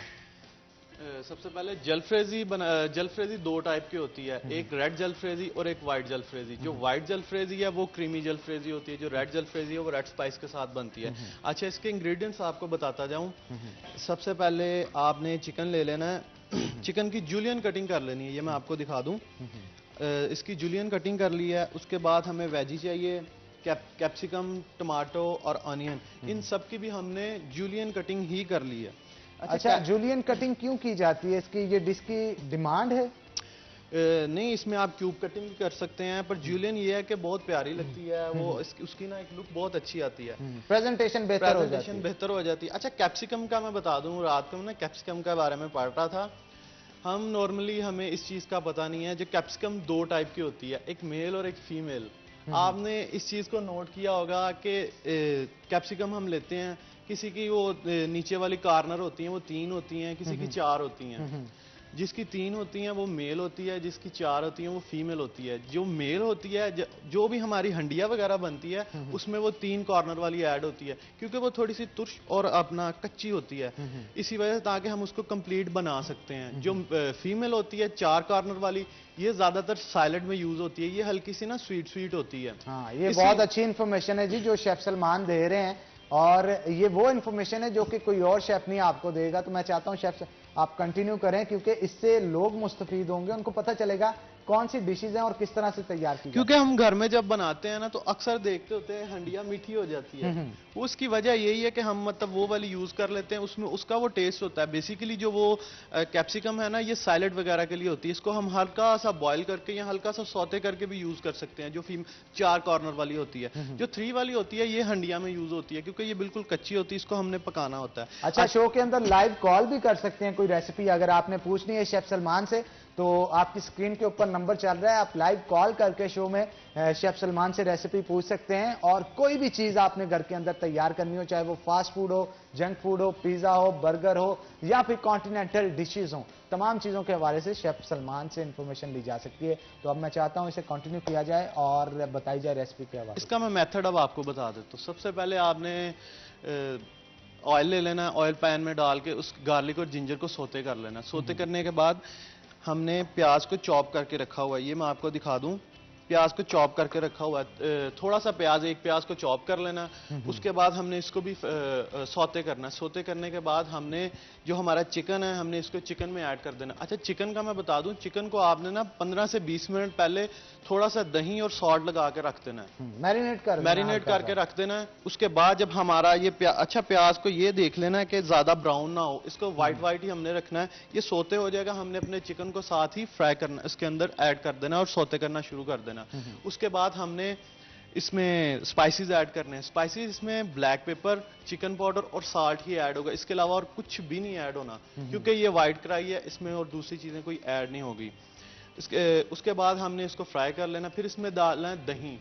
अच्छा, मैं एक चीज और आपको बता दूं, जब आपने चिकन डालना है और दही डालना है ना, तो आपने अपने फ्लेम को थोड़ा हाई रखना है, इसका टेम्परेचर थोड़ा ज्यादा रखना है। अगर क्या वजह है? उसकी वजह ये है, अगर हम कम पे रखेंगे तो वो पानी छोड़ देगा, दही भी पानी छोड़ देगा, चिकन भी पानी छोड़ देगा, और वो ना आपके वो अपना खराब हो जाएगा, टेक्सचर खराब हो जाएगा और आपका टाइम भी ज्यादा लगेगा। वैसे इसका मैक्सिमम टाइम 15 मिनट में आपकी ये डिश रेडी है और बहुत ही मजे की। अच्छा, ये बताइएगा शेफ सलमान, इसे तैयार किस में किया जाएगा, हबीब कुकिंग ऑयल में या हबीब बनास्पति? इसको हम हबीब कुकिंग ऑयल में बनाएंगे। जी, हबीब कुकिंग ऑयल के अंदर इसे तैयार किया जाएगा। हबीब कुकिंग ऑयल की बात की जाए तो इसके अंदर विटामिन का ब्लेंड है और डबल रिफाइंड तरीके से इसे बनाया गया है। विटामिन जो इसके अंदर मौजूद है, विटामिन ए मौजूद है, विटामिन डी मौजूद है, विटामिन ई मौजूद है। विटामिन ए जो है वो विजन के लिए बेहतर है, विटामिन डी कैल्शियम अब्जॉर्प्शन के लिए, खासतौर पर ऐसी खवातीन जो कि ऑस्टियोपोरोसिस नाम की बीमारी को से जूझ रही हैं, उनमें विटामिन डी का लेवल काफी कम होता है क्योंकि ये कैल्शियम अब्जॉर्बेंट होता है। तो अगर आप चाहते हैं अपने विटामिन डी की लेवल की डेफिशिएंसी को दूर करें तो हबीब कुकिंग ऑयल भी इस्तेमाल करें, और उसके साथ साथ विटामिन ई भी इसके अंदर मौजूद है जो कि आपकी ओवरऑल हेल्थ और आपकी स्किन के साथ साथ आपके हेयर्स के लिए भी बहुत इंपॉर्टेंट फैक्टर है। यही नहीं बल्कि इसके साथ साथ फ्लॉ कैटलिस्ट भी इसके अंदर मौजूद है। तो ऐसे मरीज जो कि ब्लड प्रेशर के मरीज हैं, हार्ट के मरीज हैं, उनके लिए ये बेहतरीन चीज है क्योंकि ये ब्लड प्रेशर को रेगुलेट करती है। और इसके साथ साथ डबल रिफाइन तरीके से जो इसे बनाया गया, उससे जब इसे पकाया जाता है तो इससे उठने वाली अरोमा जो है वो बेहतरीन होती है और खाना खाने को दिल भी खुद ब खुद चाहता है क्योंकि ये दिल का मामला है। और अगर बात की जाए हबीब बनास्पति की, तो हबीब बनास्पति के हवाले से मैं आपको एक इंपॉर्टेंट चीज है जो कि बताना चाहता हूं। अगर मार्केट के अंदर से आप कोई भी बनास्पति का प्रोडक्ट लेते हैं घी का, तो उसके अंदर 20% से ज्यादा ट्रांस फैट मौजूद होती है जो कि आपकी नालियों के अंदर जम के ब्लड प्रेशर और इसके साथ साथ हार्ट अटैक का भी बायस बन सकती है। इसलिए हबीब बनास्पति के अंदर 1% से भी कम ट्रांस फैट है, विच मीन कि आप अगर दिल के मरीज हैं तो आप अगर घी को इस्तेमाल करना चाहते हैं खानों के अंदर तो खास तौर पे हबीब बनास्पति को इस्तेमाल कर सकते हैं। इसके अंदर विटामिन का ब्लेंड है और ये ब्लेंड खास तौर पे ऐसे लोगों के लिए बनाया गया है जो कि अपनी हेल्थ के हवाले से काफी कॉन्शियस होते हैं। तो ये बेधड़क जीने वालों के लिए, बेधड़क जीने वालों का इंतखाब हमेशा से हबीब बनास्पति होता है। हबीब कुकिंग ऑयल के अंदर भी ओमेगा 3 और ओमेगा 6 फैटी एसिड मौजूद है जो कि हार्ट की हेल्थ के लिए बेहतरीन है क्योंकि ये दिल का मामला है। तो दिल के मामले जो है उनको बड़ी गौर और फिक्र से लेना चाहिए। और अगर आप बाजार में जाते हैं खाने के लिए कोई ऑयल चूज करते हैं या घी चूज करते हैं, तो सबसे पहले आपकी पसंद होनी चाहिए, हबीब कुकिंग ऑयल और हबीब वनस्पति। तो मैं चाहता हूं अब इसे कंटिन्यू किया जाए और देखते हैं कि आज chef Salman step by step इसे किस तरह से तैयार करते हैं। अच्छा, इसका मेथड मैं कंप्लीट कर दूं। जब हमारा चिकन फ्राई हो जाएगा ना, चिकन जैसे कि जूलियन है, ये 4 से 5 मिनट में आपका चिकन पक जाएगा, क्योंकि इसमें तो दही भी ऐड है। अच्छा, जब पक जाना है तो आपने इसमें कैप्सिकम ऐड कर देनी है, कैप्सिकम और ऑनियन ऐड कर देना है। ये हमारे जूलियन कट पड़े हुए। अच्छा, उसके बाद हमने हाफ, जो हमारा एक पैकेट क्रीम का जितनी क्वांटिटी में आपने रखनी है, हाफ पहले ऐड कर देनी है, आपने वेजी ऐड कर देनी है। एट दी एंड पे आपने टमाटो एंड पे ऐड करने हैं, उसको कैप्सिकम और ऑनियन के साथ नहीं ऐड करना। उसकी क्या वजह है, मतलब एंड पे उन्हें क्यों किया जाता है? क्योंकि ये बहुत ज्यादा सॉफ्ट होते हैं और ये गल जाते हैं उससे पहले ही। मतलब अगर कैप्सिकम अपनी वो लुक, अपना स्ट्रक्चर चेंज नहीं करती, पर टमाटो वो अपना वो लुक चेंज कर देते हैं। अच्छा, फिर क्रीम ऐड करने के बाद आपने टेस्ट चेक कर लेना, फिर आपने टमाटो ऐड करने। जब टमाटो ऐड कर लेने तो 1 से 1.5 मिनट तक आपने इसको स्टेयर करना है, पका के बाकी क्रीम ऐड करके आपने इसकी सर्विंग कर देनी है। ठीक है, सर्विंग कर देनी है। और लास्ट में इनको ऐड करने का मकसद भी ये होता है, अगर हाई टेम्परेचर पे पहले ही इनको ऐड कर दिया जाएगा तो उससे ये होगा कि ये घुल जाएंगे सालन के अंदर और साबुत नहीं आएंगे। तो इसके अंदर एक टेक्सचर डेवलप किया गया है और वो ये होता है कि ऑनियन भी इसके अंदर साबुत ही नजर आते हैं और शिमला मिर्च भी, टमाटो भी, तो उससे टेस्ट भी इनहैंस होता है, उसकी प्रेजेंटेशन तो ऑलरेडी अच्छी होगी, क्योंकि हमने चिकन को भी जूलियन रखा हुआ है, वेजिस को। अच्छा, जूलियन कट होता क्या है, मैं थोड़ा सा ऑडियंस को दिखा दूं कि जूलियन कट इस तरह से लंबे तरीके से आपने इसे कट करना है और जैसा कि देख रहे हैं ये कट किया है। और इसके साथ साथ आपको मैं दूसरी चीजें भी दिखाता चलूं कि ऑनियन भी जूलियन कट में कट किए गए हैं और इसके साथ साथ शिमला मिर्च भी जो है वो कट किए गए हैं लंबे तरीके से। तो जूलियन कट करने के बाद ही आप इसको बेहतरीन बना सकते हैं। तो इस रेसिपी को स्टार्ट करते हैं, लेकिन इसके साथ साथ एक ब्रेक भी लेते हैं। ब्रेक के बाद दोबारा हाजिर होंगे, कहीं मत जाइएगा, हमारे साथ रहिएगा।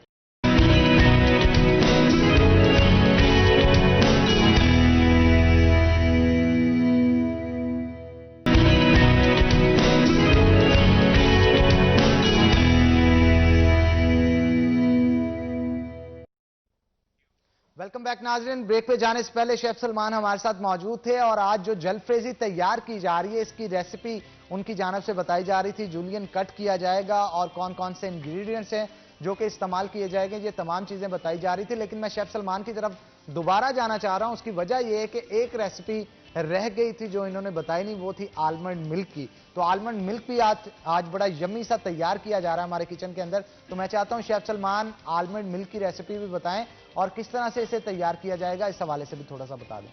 आलमंड मिल्क के लिए आपको 1 लीटर दूध चाहिए। 1 लीटर दूध आपने ले लेना। अच्छा, इसमें शुगर की क्वांटिटी आपको बता दूं। शुगर कोई भी डिजर्ट है, आप कस्टर्ड बना रहे हैं, खीर बना रहे हैं या दूध बना रहे हैं, कोई भी मीठी चीज बना रहे हैं, तो ये याद रखना आपने उसमें 200 ग्राम शुगर ऐड करनी है।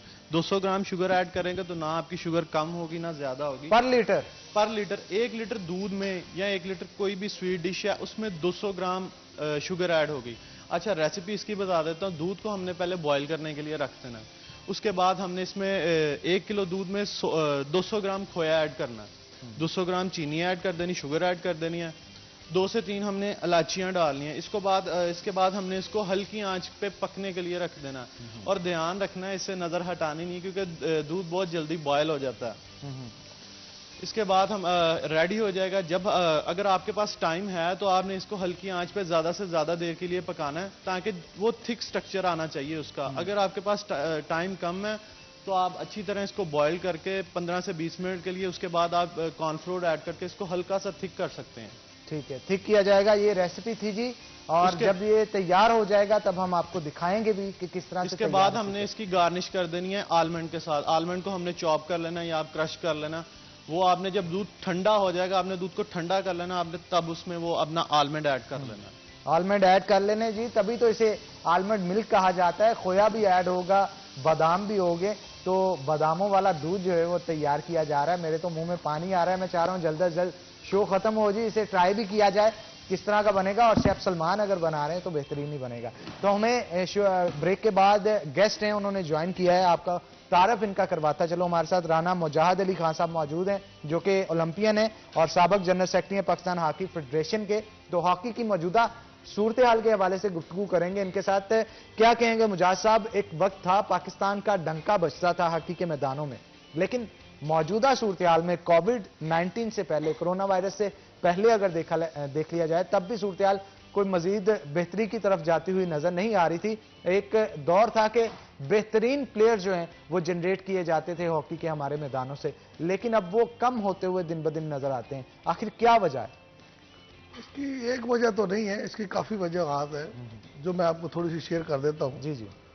सबसे पहले तो इसकी वजह यह है कि आपने पहले देखा होगा कि तमाम स्कूल्स जो थे उनकी टीम्स थी। ज़रूरी नहीं था कि स्कूल तो एक चैंपियन होता था, लेकिन टीम्स होती थी, वो सारी खेलती थी, अपनी टीम्स बनाती थी। अब वो ख़त्म है। ये एक बेसिक नर्सरी थी पाकिस्तान टीम के लिए। यहाँ से ही क्लब बनते थे, यहाँ से ही डिपार्टमेंट बनते थे, यहीं से ही कॉलेज की टीम बनती थी, यहीं से यूनिवर्सिटी की टीम बनती थी, यहीं से सूबे बनते थे, यहीं से डिस्ट्रिक्ट बनता था। अब वहां पे बिल्कुल काम खत्म हो गया है और कोई पूछने वाला भी नहीं है। अब वो मलबा जो है वो पाकिस्तान हॉकी पे पड़ता है। पाकिस्तान हॉकी को समझने के लिए ये भी समझना पड़ना है कि जो डोमेन है वो वजारत तलीम की है, क्योंकि स्कूल उनके अंडर है, यूनिवर्सिटीज कॉलेज उनके अंडर है। अब वहां पे वो ये नोटिस नहीं ले रहे कि भाई यहाँ पे आपकी नेशनल गेम जो है वो खेलता ही कोई नहीं है। तो जब खेलने वाला नहीं होगा तो प्लेयर्स अच्छे कैसे आएंगे? पहले क्वांटिटी होगी तो क्वालिटी आएगी ना। वहां से क्वांटिटी खत्म हो गई है। अब दूसरी बात रह गई, अगर पाकिस्तान हॉकी फेडरेशन अपने तक कुछ करने लगती है तो उसके पास फंड नहीं है, वो रिक्वायर्ड फंड नहीं है जिससे वो आगे बढ़ सकते हैं।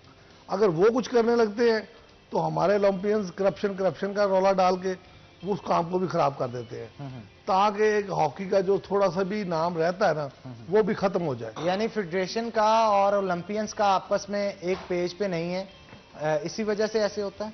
नहीं, मेरे ख्याल में ये वजह नहीं है। मेरे ख्याल में ये सारी ब्लेम गेम है। जब वो अंदर होते हैं तो ठीक है, अगर नहीं होते, इसी असना में आप देख लें किन लोगों ने काम किया। अगर पिछली आप 30 साल की हिस्ट्री निकालें ना तो आपको ये सब लोग नजर आ जाएंगे। जो आज बाहर होते हैं वो तनकीद शुरू कर देते हैं, जो अंदर होते हैं वो कहते हैं जी सब अच्छा है। तो ये एक रूटीन है, ये लगी भी रहनी है। इसमें कोई ऐसा नहीं है, नोटिस लेने वाली बात नहीं है। नोटिस ये लेने वाली बात है कि अगर आपने दुनिया का मुकाबला करना है, अगर आपने उसी जगह पे नजर आना है जहां पे पहले थे, तो उसके लिए जो आपको रिक्वायर्ड लेवल है वो पूरे करने होंगे। अगर आपको आज स्कूल नहीं दे रहा नर्सरी, तो उसके लिए एकेडमीज कायम करनी होगी। एकेडमीज के लिए पैसा चाहिए, तो पैसा गवर्नमेंट ऑफ पाकिस्तान के अलावा कोई नहीं दे सकता।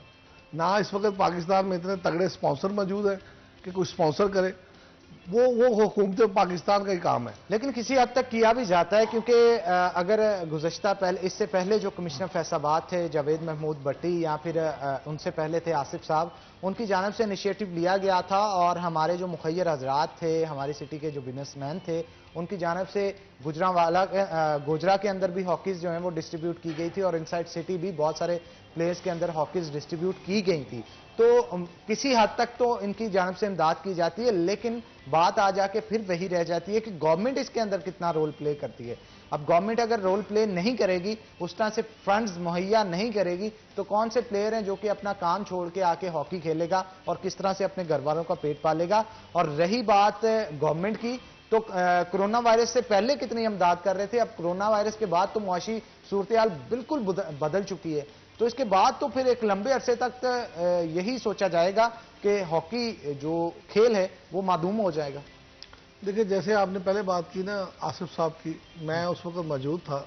आसिफ साहब ने बड़ा हॉकी के लिए काम करने की कोशिश की और उन्होंने किया भी, और उसमें मैं समझता हूं कि गवर्नमेंट का पैसा नहीं उन्होंने खर्च किया। नहीं, वो तो मुखैर हजरात जो हमारे शहर के थे उनकी जानब से, उन चैम्बर ऑफ कॉमर्स से लिया, जो लोग थोड़े बहुत उनके तल्लक वाले थे, वहां से उन्होंने जनरेट करके इस काम को किया।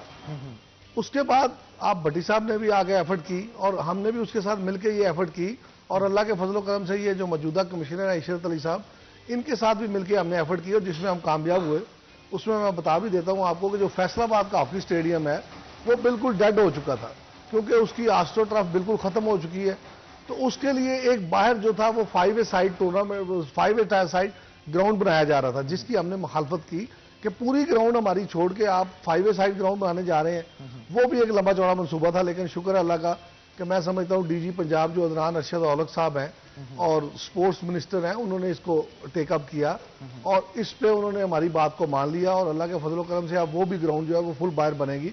इसमें इशरत अली साहब का बड़ा रोल है, लेकिन अभी ये रोल नाकाफी है। उस लेवल रिक्वायर्ड लेवल पे जिस पे हम देखते हैं, जिस पे हम देखना चाहते हैं। तो इनके पास भी महदूद फंड होते हैं, इनका भी कसूर नहीं है। कमिश्नर लेवल या डीसी लेवल जो है वो एक हद तक तो जा सकते हैं, उसके आगे तो नहीं जा सकते। मैंने फिर कहा ना, जैसे कि इसकी आगे जाना है तो गवर्नमेंट ऑफ पाकिस्तान ने जाना है, हुकूमत पाकिस्तान को इसको इनिशिएट करना होगा कि ठीक है, अगर आपके ये रिक्वायर्ड लेवल हैं तो हम इसको पूरा करने के लिए तैयार हैं। और दुनिया जो है वो अगर 3-3 अरब 2.5 अरब एक साल का अपने खिलाड़ियों पे खर्च करे, और आप कहें 5 करोड़ से या 10 करोड़ से हम एक साल में खर्च करके उस दुनिया का मुकाबला कर लेंगे, तो ये एक भूल तो हो सकती है, गलत फहमी तो हो सकती है, मगर इससे अचीवमेंट नहीं हो सकती। आप क्या समझते हैं, हमारी मिट्टी कितनी जरखेज है? यहाँ से खिलाड़ी किस तरह के प्रोड्यूस किए जा रहे हैं, और अगर प्रॉपर ट्रेनिंग और फंड्स के साथ हम इस खेल को बढ़ाया जाए तो किस तरह के हम प्लेयर्स हैं जो कि जनरेट कर सकते हैं? मैं समझता हूं कि हमारे ब्लड में आज भी हॉकी है।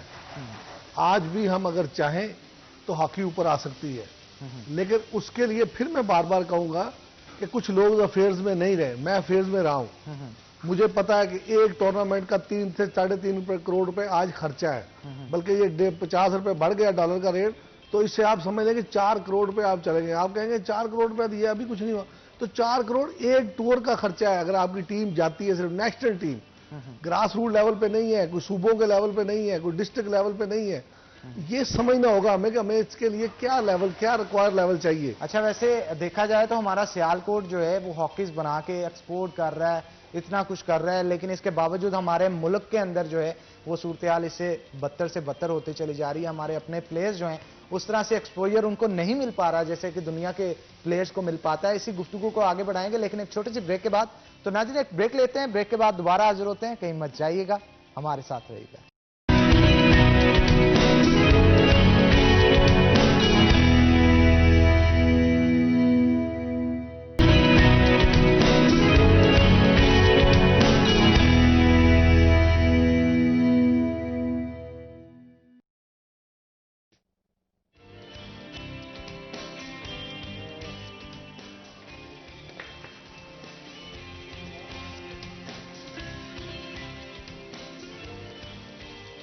बिल्कुल जी नाज़रीन, जैसा कि आप देख रहे हैं कि आलमंड मिल्क जो है वो काफ़ी हद तक तैयार हो चुका है और चीज़ें बॉयल हो रही हैं और क्रीम ऐड की जा रही है अभी जलफ्रेजी के अंदर।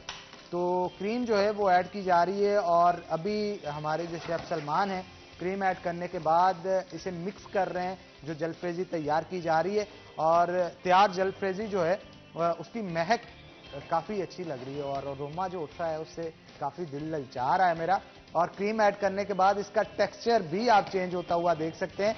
और जितनी महारत के साथ शेफ सलमान बना रहे हैं, तो मैं कोशिश जितनी मर्जी कर लूं लेकिन मुझसे ऐसे पैन को हिलाया नहीं जाता। और जिस तरह से ये उछाल के दोबारा से डिश को लेके आते हैं, वो बड़ी एक्सपर्टीज चाहिए होती है और एक एक्सपीरियंस चाहिए होता है उसके लिए। तो शेफ सलमान, मैं पूछना चाहूंगा कहाँ तक काम पहुंच गया है और इसके बाद क्या प्रोसेस होगा हमारा? ऑलमोस्ट हमारी जलफ्रेजी रेडी हो चुकी है। क्रीम जैसा कि हमने ऐड किया है, ये लास्ट मोमेंट पे है। हमने इसमें टमाटो ऐड कर देना और उसकी सर्विंग ऐड कर देनी है। दूध भी हमने बॉयल होने के लिए रख दिया था, इसमें शुगर भी ऐड कर दी थी, खोया भी ऐड कर दी था, इलाचियाँ भी। इसको बादाम रहते हैं अभी, आलमंड हम एंड पे डालेंगे दूध को ठंडा करके। लेकिन आलमंड जैसा कि आप देख सकते हैं क्रश कर लिए गए हैं यहाँ पे, और जैसे ही दूध तैयार हो जाएगा इसकी स्प्रिंकलिंग की जाएगी। स्प्रिंकल कर देंगे, ज्यादा बेटर है कि आप दूध को सबसे पहले ठंडा करें। ठंडा करने के बाद उसको फिर इसकी स्प्रिंकल्स, फिर इसकी गार्निश रेडी करें। अच्छा शेफ सलमान, क्या कहेंगे, समटाइम ऐसे होता है कि जब जलफ्रेजी बना रहे होते हैं, जैसे मैं यहाँ पे भी थोड़ा सा फील कर रहा हूँ, इसे हिलाए ना तो ये पैन के साथ लगना शुरू हो जाती है, तो उससे कोई टेस्ट में फर्क पड़ता है? हाँ जी, अगर आपकी वो कोई भी डिश है, कोई भी हंडी है, अगर जल जाती है तो उसका तो टेस्ट खराब होगा ही। इससे बेटर ये है कि जब क्रीम ऐड कर देनी है ना, तो ये इसी वजह से क्रीम हम एंड पे ऐड करते हैं। जब क्रीम ऐड कर देते हैं तो उसने नीचे लगना शुरू हो जाना होता है। अच्छा, हंडिया लगने के वाले से आपको बता देता हूँ। अक्सर होता है कि मतलब हंडिया लग जाती है नीचे, या कोई भी हम चीज़ पका रहे होते हैं या हम बेध्यान कहीं और चले जाते हैं तो नीचे। तो सबसे पहले आपने ये याद रखना है कि जब आपकी कोई भी चीज़ नीचे लग जाती है ना, तो आपने चम्मच नहीं लगाना, कुछ भी नहीं हिलाना, उसको वैसे ही छोड़ देना, अपना फ्लेम बंद कर लेना। दूसरा कोई बर्तन रेडी करना है, और सबसे पहले जितना जितना ऊपर वो आपका मटेरियल है उसको उसमें ट्रांसफर शिफ्ट कर देना है। फिर बाद में जो नीचे लगा उसको आपने नहीं छेड़ना। अगर आपका मटन है या चिकन है तो आप उसमें छोटी इलायची ऐड कर देंगे, वो आपका टेस्ट अच्छा कर देगी, फिर जो जले हुए की स्मेल आती है वो नहीं आएगी। क्या बात है जी, सुभान अल्लाह। जो चीज़ आज हमने तैयार कर दी है, मैंने तैयार कर दी है भाईजान, मुझे तो बड़ी अच्छी लग रही है और उम्मीद है हमारे जो नाज़रीन हैं देखने वाले उनको भी बेहतरीन लग रही होगी, क्योंकि जलफ्रेजी की स्मेल जो आ रही है, जो अरोमा उठ रहा है, उससे मेरा दिल ललचा रहा है और मेरे मुंह में पानी की नदियां शेफ सलमान बहना शुरू हो गई हैं। तो कब ये शो खत्म होगा और कब मैं इसे ट्राई करूंगा, इसी चीज का वेट किया जा रहा है। और काफी हद तक डिश रेडी होगी। और कितनी देर और पकाया जाएगा शेफ सलमान इसे? ऑलमोस्ट हमारी कंप्लीट हो चुकी है, 1 से 2 मिनट हम इसको और फ्राई करेंगे, इसके बाद हम इसकी सर्विंग कर देंगे। दूध भी हमारा, आलमंड मिल्क भी रेडी हो चुका है। ठीक है, आलमंड मिल्क भी काफी हद तक रेडी हो चुका है। तो जैसा कि आप देख सकते हैं बॉईल किया जा रहा है। अच्छा, इसमें खोया कितना डालना था 1 लीटर दूध के अंदर? 1 लीटर दूध में 200 ग्राम खोया ऐड करना है और 200 ग्राम ही शुगर ऐड करना है। क्योंकि खोया बजाते खुद बड़ा मीठा होता है और अगर इसे आप शुगर ज्यादा ऐड करेंगे तो ज्यादा मीठा हो जाएगा, वो भी ठीक नहीं होता और टेस्ट में फर्क आ जाता है। जी बिल्कुल ऐसे ही है। खोया सॉल्टी भी होता है और इसका टेस्ट मीठा भी आता है। खट्टा मीठा नहीं, नमकीन और आता है और मीठा सा आता है। नमकीन और मीठा आता है जी। काफी हद तक चीजें तैयार हो चुकी हैं और मैं चाहता हूं इसके तैयार होने के बाद शेफ सलमान जो है इसकी प्रेजेंटेशन को रेडी कर लें और रेडी करने के बाद इसे प्रेजेंट भी कर दिया जाए, ताकि हमारी जो ऑडियंस देख रही है उनको पता चल सके कि आज की डिश हमने जो तैयार की है वो कितनी खूबसूरत और लज्जत से भरपूर है। तो हमारे साथ राना मुजाहिद अली खान साहब मौजूद हैं और ब्रेक के बाद हमें अली रजा ने भी ज्वाइन किया है। इन दोनों से गुफ्तगू करेंगे और पूछेंगे कि स्पोर्ट्स के हवाले से क्या कहना है, क्योंकि स्पोर्ट बोर्ड जो है उसके हवाले से तशवीश का इजहार मुजाहिद साहब की जानिब से किया जा रहा था। तो मैं पूछना चाहूंगा सर, क्या कहेंगे इस हवाले से आप? देखिए, अभी आप पहले 2-3 चीजें देख लें, अभी आपको प्रायोरिटी नजर आ जाएगी। अब पाकिस्तान स्पोर्ट्स बोर्ड का एग्जीक्यूटिव बोर्ड बना है, ये पाकिस्तान स्पोर्ट्स बोर्ड है। उसके एग्जीक्यूटिव बोर्ड में नेशनल गेम है हॉकी। आपकी हॉकी का कोई मेंबर नहीं उन्होंने लिया, फेडरेशन से कोई मेंबर नहीं लिया। भाई ये किस किस्म का बोर्ड है? क्या फैसले करेगा वो क्या हॉकी के लिए आप देखना चाहते हैं तो उसमें हॉकी का बंदा ही कोई नहीं है, उसमें वो बंदा ही नहीं है जो इस लेवल को समझता हो। और मुझे सबसे ज्यादा तफशीश है कि इमरान खान साहब प्राइम मिनिस्टर हैं और खुद भी स्पोर्ट्समैन है, और पता नहीं कैसे फैसले हो रहे हैं और कौन फैसले करवा रहा है उनसे, या कैसे फैसले करना चाह रहे हैं वो कि जिससे ये लगे कि आप इस मुल्क में स्पोर्ट्स नहीं चाहते। मतलब है कि आपने अपनी डायरेक्शन बता रहे हैं कि इससे ये लग रहा है कि जैसे कोई ऐसे गलत फैसले करवा रहा है कि जिससे हमें ये नजर आए कि जी कल इस मुल्क से हॉकी को खत्म कर दें, ताकि इस मुल्क से बिल्कुल ही खत्म हो जाए, जो हमारी नेशनल लेवल की नेशनल गेम है, जिसने आज तक 4 वर्ल्ड कप जीते हैं, 3 ओलंपिक गेम जीती है और बेशुमार टाइम में एशियन गेम जीती है। तो आप उसको आउट कर रहे हैं, पहली बात। दूसरी बात, अब आप इनकी प्रायोरिटी देखें गवर्नमेंट की, हुकूमत पाकिस्तान की। हमारी ये प्रायोरिटी है कि जी बजट नहीं है स्पोर्ट्स के लिए। 1 अरब का बजट होगा और वो पाकिस्तान स्पोर्ट्स कम्प्लेक्स है, जहां जनाब स्पोर्ट्स कम्प्लेक्स उसको कहते हैं, उसके अंदर खर्च हो जाएगा। भाई वो जो सफेद आती है उसने कोई प्लेयर्स प्रोड्यूस करने हैं, उसने कोई एशियन गेम खेलनी है, लेकिन ये हेर फेर है, गोरख धंधा है, ये हमें समझ से बाहर है। अब आप चले जाएं पंजाब स्पोर्ट्स बोर्ड की तरफ। पंजाब स्पोर्ट्स बोर्ड के डीजी तो बहुत अच्छे आदमी है, मिनिस्टर भी अच्छा आदमी है, लेकिन अब दूसरी तरफ देखें तो उन्होंने एक बजट नहीं रखा। जो उनके ऑनगोइंग प्रोजेक्ट हैं, पिछले से चलते आ रहे हैं, उनके लिए भी बजट नहीं है। तो जब बजट नहीं होगा, फैसलाबाद वो जरखेज इलाका है जो आप पहले कह रहे थे कि यहां से बेशुमार ओलंपियंस, कैप्टन और इंटरनेशनल खिलाड़ी प्रोड्यूस हुए हैं और आज भी अल्लाह के फजल से हो रहे हैं। तो उसकी टर्फ खराब है, उसका स्टेडियम खराब है, उसके लिए कोई पैसा नहीं रखा गया। बिल्कुल, इसी के हवाले से मैं गुफ्तगू करना चाहूंगा अली रजा से। अली रजा, कितना बजट है जो कि मुख्तस किया गया है स्पोर्ट्स के लिए, और अगर गुज़श्ता साल की बात की जाए हॉकी के ऊपर खास तौर पे कितना बजट जो है वो मुख्तस किया गया था, कितना खर्च किया गया? प्लेयर्स जितने भी थे हनान, उनको बड़ी तवक्को थी वज़ीर आज़म इमरान खान पे कि जी स्पोर्ट्समैन है और ये अच्छा सोचेंगे प्लेयर्स के हवाले से। तो बजट जो इस साल का अब हुआ है उसमें मैं ये कहूँगा कि खिलाड़ियों को और जो बजट है उसमें मुकम्मल तौर पर खेल को नज़रअंदाज कर दिया गया। फैसलाबाद में 3 बड़े मंसूबे चल रहे थे, जिसमें से एक भी मंसूबे को बजट नहीं दिया जाएगा। कोई ग्राउंड बनेगी नहीं, अगर ग्राउंड बनेगी उसके बाद ही प्लेयर नए सामने आएंगे वही जो है वो मैदान में आएंगे और पाकिस्तान का नाम रोशन करेंगे। अच्छा, प्राइवेट क्लब्स कितने हैं फैसलाबाद के अंदर हॉकी के हवाले से? कोई जिस तरह से क्रिकेट के ऊपर का सईद अजमल अकेडमी है और दीगर अकेडमीज हैं, हॉकी के हवाले से कोई अकेडमीज हैं जो हॉकी जी हाँ, इधर है, बिल्कुल है। मैं बता देता हूँ आपको, उसमें 15 क्लब हैं जो रजिस्टर्ड हैं। हमारे जो एसोसिएशन है उसके 15 क्लब रजिस्टर्ड क्लब यहाँ पे मौजूद है। प्रैक्टिस इनमें से शायद कोई 3-4 ही करते होंगे, लेकिन अकेडमी भी मौजूद है। मैंने खुद अपने नाम की राना मुजाहिद हॉकी अकेडमी बनाई हुई है, वो भी इस वक्त बर्बाद है वहाँ पे।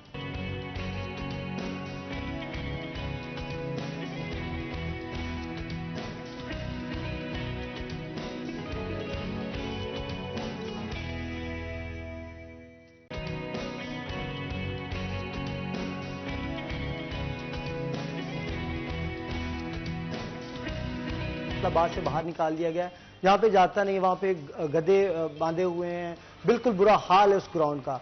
अगर हॉकी की बात की जाए तो हॉकी की तरफ ये तवज्जो नहीं देते, बचता है तो सिर्फ क्रिकेट की तरफ ध्यान देते हैं। और आज जो क्रिकेट की बात करूं तो क्रिकेट के जो क्लब्स हैं वो भी काफी परेशान हैं। उनका ये कहना है कि जो हमारे प्लेयर्स की रजिस्ट्रेशन होती थी, नए लड़के आते थे, अब वो कम होना शुरू हो गए। अच्छा, इस साल फंड कितना मुख्तस किया गया है गवर्नमेंट की जानिब से स्पोर्ट्स के लिए? अभी ओवरऑल तो मुकम्मल तौर पर फैसलाबाद के लिए कोई भी फंड नहीं दिया गया। इसमें बजट में ऐलान ही नहीं किया गया कि ये बजट होगा। जो छोटी मोटी गेम है उसके लिए भी ऐलान नहीं किया गया। पंजाब की जानिब से कोई फंड कोई भी रिलीज ही नहीं किया गया। फैसलाबाद का कोई फंड नहीं रखा गया? नहीं रखा गया। इन्होंने उधर लाहौर का या दूसरे एरियाज का रखा होगा, लेकिन फैसलाबाद के लिए कोई फंड ही नहीं दिया। तो इसकी वजह से जो खिलाड़ी हैं वो भी एहतजाज करेंगे। वो खिलाड़ी मायूस है, बड़े बयान सामने आए, तमाम प्लेयर्स थे, उनका भी ये था। इस हवाले से जो हमारे मशीर खेल पंजाब के हैं मलक उमर फरूक, उनसे भी बात की है मैंने, तो उनका ये कहना था जी हमने दरख्वास्त दी है उनको सीएम पंजाब को कि जी आप फैसलाबाद के हवाले से कुछ करें खेलों की सरगर्मियों पे, लेकिन बदकिस्मती से वही बात सामने आती है कि मायूस हो चुके हैं प्लेयर। पंजाब का दूसरा बड़ा शहर है फैसलाबाद, तो इसके लिए किसी किस्म का कोई स्पोर्ट्स का फंड ही नहीं रखा गया। ये तो इंतहाई तशवीश की बात है। लाहौर के लिए कितना रखा गया या दूसरे शहर जो हैं लाहौर के अलावा किसी को दिया है जिससे पता चल सके कि शहर जो पंजाब का दूसरा बड़ा शहर है उसे नहीं फंड दिया गया, इससे छोटे शहरों को दे दिए गए? अच्छा, अनान इस हवाले से मेरी जो हमारे स्पोर्ट्स सपोर्टर हैं शहबाज साहब हैं, लाहौर में होते हैं सिटी 42 से, तो उनसे भी बात हुई थी। उन्होंने कहा कि अभी इन्होंने ऐलान नहीं किया, लेकिन ये जो है हमें बजट जिस तरीके से हमारे पास जब लिस्ट आएगी उसके बाद हम बताएंगे कितना जो है वो बजट और कितनी चीजें वो सामने देंगे, जो नई फाइल बनाई गई है बजट की। लेकिन फैसलाबाद की वही बात हमने तो, क्योंकि फैसलाबाद के लोगों को बताना होता है, तो फैसलाबाद की वही बात है कि कोई भी बजट जो है वो फैसलाबाद को इस साल नहीं दिया गया। शेफ सलमान की तरफ चलता हूँ। शेफ, कितना रेडी हो चुका है काम, मैं जानना चाहता हूँ, ताकि हम हमारी नाज़रीन जो इंतजार कर रही है मेरे साथ साथ कि जलफ्रेजी तैयार होगी और आलमंड मिल्क तैयार होगा। अल्हम्दुलिल्लाह रेसिपी हमारी रेडी हो चुकी है, जलफ्रेजी भी रेडी है। ये देख सकते हैं जलफ्रेजी हमने रेडी कर ली, गार्निश उसकी कर ली है, मिल्क हमारा ऐड हो गया। अच्छा, मिल्क हमने ठंडा नहीं किया था क्योंकि हमने प्रेजेंटेशन करनी थी। आपने इसको चिल्ड करके फिर इसमें अच्छे से ठंडा करने के बाद प्रेजेंटेशन हो गई है। ये मैं आपको उधर सर्व कर देता हूँ। ठीक है जी, तैयार हो चुका है। आलमंड मिल्क भी तैयार है और इसके साथ साथ जलफ्रेजी भी तैयार है। लेकिन आलमंड मिल्क के हवाले से हम प्रेजेंट तो कर रहे हैं, लेकिन एक चीज बताता चलूं कि इसे आपने अच्छे से फ्रीज करना है और जब तक ये ठंडा नहीं होता इसे इस्तेमाल नहीं करना। लेकिन जलफ्रेजी जो यहाँ पे आ चुकी है इसको गर्मा गर्म ही खाना है और मैं देख रहा हूं कि बड़ी जबरदस्त जलफ्रेजी तैयार की गई है जहां पे क्रीम इसके अंदर ऐड करने के बाद इसे मिक्स किया गया था। उसी के साथ साथ इसके ऊपर स्प्रेडिंग जो है वो भी क्रीम की लास्ट के ऊपर की गई है। तो मैं जाना चाहूंगा मुजाहिद अली की जानब, क्या कहेंगे आप कि हमारे जो प्लेयर्स हैं, स्पोर्ट्समैन हैं फैसलाबाद के, वो काफी नाराज होंगे फंड्स मुख्तस ना करने की वजह से और ग्राउंड्स की तो आगे ही कमी है, तो उनकी जान से कोई एहतजाज किया गया हो, गवर्नमेंट तक अपना पैगाम पहुंचाया गया हो, या कोई फेडरेशन या कमेटी यहाँ पे जो तश्कील दी गई हो जो उनकी नुमाइंदगी गवर्नमेंट के पास जाके, वजीर आला के पास जाके कर सके? देखिए जी, उसके लिए सबसे जरूरी बात जो थी वो आपका मीडिया का चैनल था जिसके तवज्जो से हम ये बात आपने पहुंचा रहे हैं। खिलाड़ी भी हमें पहुंचा रहे हैं, हम आपको पहुंचा रहे हैं, आप आगे कौम को पूरी जी अली रज़ा तो वक्तन फवक्तन इस हवाले से रिपोर्ट्स बना के शाया करते रहते हैं, लेकिन आपकी तरफ से क्या इनिशिएटिव लिया गया? जो प्लेयर्स थे उनकी जान से भी तो कोई कमेटी या कोई चीज बनानी चाहिए थी। मैं बताता हूँ आपको, उसमें सबसे जरूरी बात यह है कि हम 30 जून तक इंतजार करेंगे। पहले 30 जून तक देखेंगे कि बजट की फाइनल शेप क्या बनती है। उसके बाद जो है वो हमारा लाए अमल है कि हम इसको पहले हुकूमती लेवल पे बजाय एहतजाज के उनके साथ बैठ के उनको गाइड करने की कोशिश करेंगे कि ये ज़रूरी काम है, ये होने चाहिए। और इसके लिए हमने अपने जो फैसलाबाद के MNAs और MPs हैं उनसे भी बात की है, और मैं समझता हूँ कि इसमें मलक नवाब शेर वसीर हैं जो IPC के कमेटी के रुकन के मेंबर भी हैं और स्पोर्ट्स कमेटी है वो पाकिस्तान पे, उनके नॉलेज में भी बात है।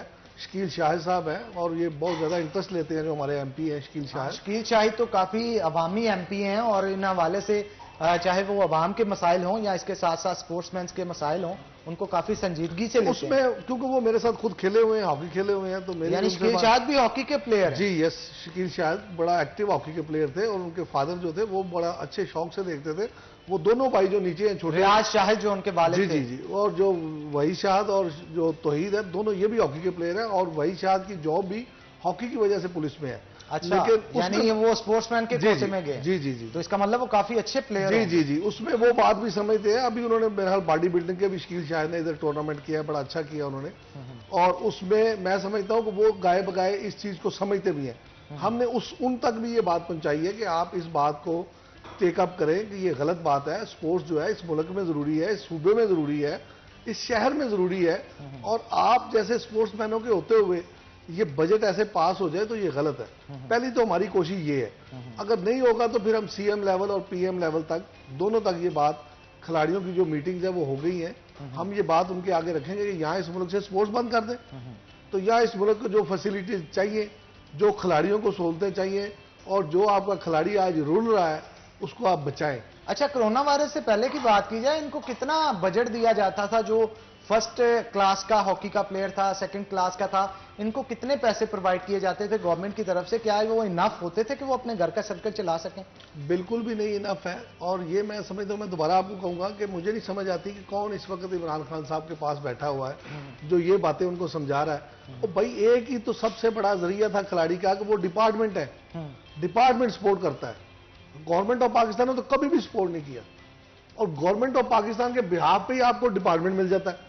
तो जब डिपार्टमेंट सपोर्ट करना शुरू कर देता है तो वो खिलाड़ी जो है वो उसकी सलाहियतें और निखरती हैं, और वो अपने घर भी पैसे दे सकता है और जेब में भी रख सकता है और अपने ऊपर भी खर्चा कर सकता है जो उसका रिक्वायर लेवल होता है। अर्निंग कितनी करते हैं वो? जैसे क्रिकेट के प्लेयर्स हैं वो काफी अर्निंग कर लेते हैं, वो अपना सर्कल बेहतरीन चला सकते हैं, और हॉकी के प्लेयर को कितनी अमाउंट दी जाती है? इसमें मैं एक मिनट मैं बता दूं आपको। जी, क्रिकेट भी गवर्नमेंट ऑफ पाकिस्तान की वजह से नहीं चल रही, क्रिकेट भी गवर्नमेंट ऑफ पाकिस्तान की वजह से नहीं चल रही, ये आपको मैं क्लियर कर रहा हूं। क्रिकेट भी अपना बोझ खुद उठाती है।